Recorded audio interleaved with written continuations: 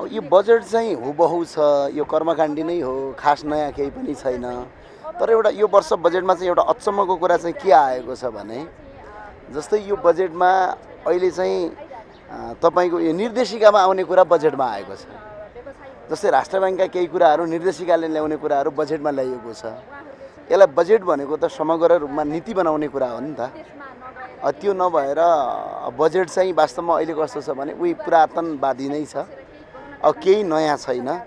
अब काम चलाऊ सरकार जिन्दाबाद, सिधा भाषामा भन्ने हो भने काम गर्नलाई एउटा कर्मकाण्डी हो, कर्मकाण्डी बजेट आएको छ। हस्, अब जस्तो अहिले जन्जी पुस्तालाई भन्यो त्यसमा समय कति 73 करोड लोन दिने भन्ने कुरा गरे। कति एक करोड लग्यो भने यो देशभरि जम्मा 73 जनाले मात्र लोन पाउँछ। यस्तो पनि बजेट हुन्छ? यो त एउटा प्राइभेट कम्पनीले दिन सक्ने कुरा हो, सरकारले।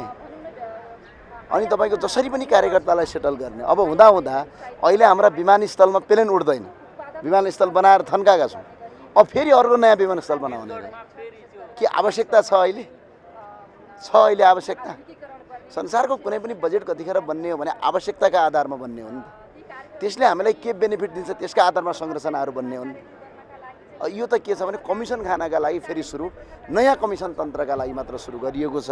राम्रो कुरा एउटा के छ भने इबीमा अहिले कर बढेको छैन। यो चाहिँ राम्रो कुरा छ। कर्मचारीलाई चाहिँ केही पनि आएन हैन। त्यो भएन बजेट चाहिँ स्पष्टका साथ के भन्नुपर्छ भने अब पुरातनवादी नै छ, यो कर्मकाण्डी छ। हस्, धन्यवाद।